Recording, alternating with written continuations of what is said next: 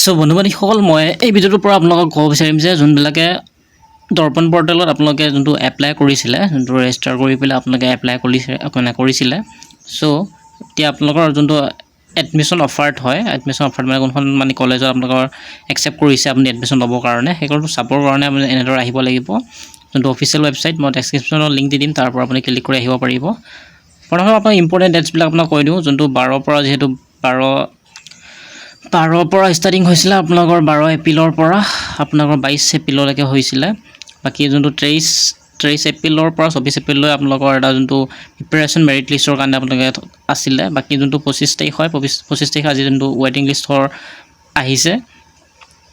So মানে লিষ্টটো ওলাইছে সো একচেপ্টেবল মানে 25 তাৰিখৰ পৰা 27 তাৰিখৰ ভিতৰত আপুনি একচেপ্ট কৰিব পাৰে মানে 27 তাৰিখলৈকে আপোনাৰ লাষ্ট ডেট আছে আপুনি একচেপ্ট কৰা সো এতিয়া একচেপ্ট কেনেদৰে কৰিব এতিয়া মই আপোনালোকক দেখাই দিওঁ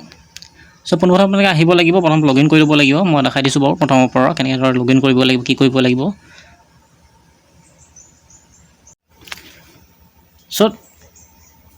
সো বন্ধুসকল তাৰ পিছত যোনটো ষ্টুডেণ্ট হয় ষ্টুডেণ্টছত ক্লিক কৰিব ক্লিক কৰি পেলাই আপোনাৰ যোনটো ফোন নম্বৰ হয় আৰু আপোনাৰ যোনটো ডেট অফ বাৰ্থ হয়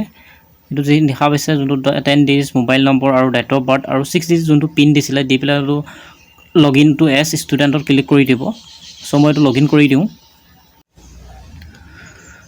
লগইন কৰাৰ পিছত ঠিক এনেদৰে আহি যাব আপোনালোকে যেহেতু মই দেখাইছো যাৰ মই এপ্লাই কৰি দিছিলো তাৰ এপ্লিকেশন সাবমিট যেহেতু মই এখন কলেজতে কৰি দিছিলো আৰু যোনটো দেখা পাব এডমিশ্যন অফাৰ্ড হয় সো এডমিশ্যন অফাৰটো এখন কলেজে কৰিছে সো আপোনালোকে এতিয়া একচেপ্ট কেনেদৰে কৰিব মই এতিয়া আপোনালোকক দেখাই দিছো আৰু এতিয়া আপোনালোকে হল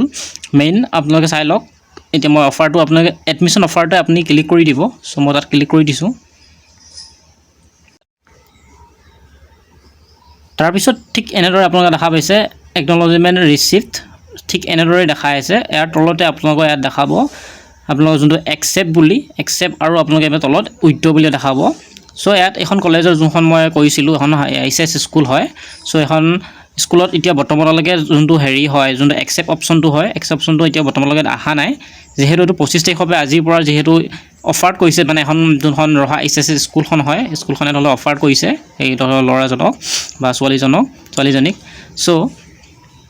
সেই মানে যোনটো অফাৰটো হয় অফাৰটো যেহেতু দিছে এডমিশ্যন ল'ব পাৰিব কিন্তু একচেপ্ট বুলি কোৱা অপচনটো যেহেতু এটো আজি নাহে আজি আৰু কালিৰ ভিতৰত মানে প্ৰায় 24 ঘণ্টাৰ ভিতৰত আপোনালোক আহি যাব সো আপোনালোকে তাত একচেপ্ট কৰিব লাগিব অপচনটোত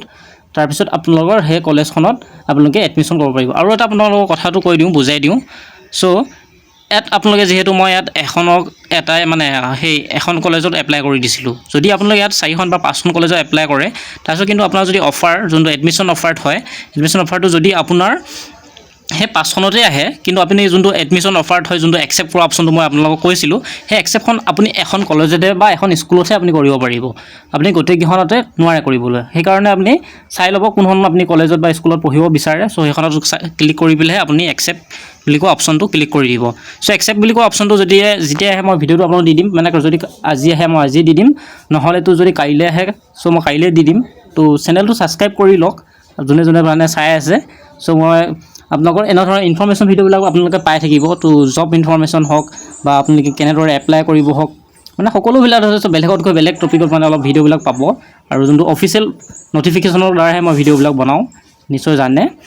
সো চেনেলটো সাবস্ক্ৰাইব কৰি ল'ব আৰু আপোনালোকে কিবা বুজি নাপালে মোক কমেন্ট সেকশনত জনাব মই নিশ্চয় আপোনালোকক কমেন্টৰ ৰিপ্লাই দিওঁ কাৰণ দি আছো সো আজিলৈ ইমানে তো নেক্সট ভিডিওত লগ পাম ধন্যবাদ জয় অসম।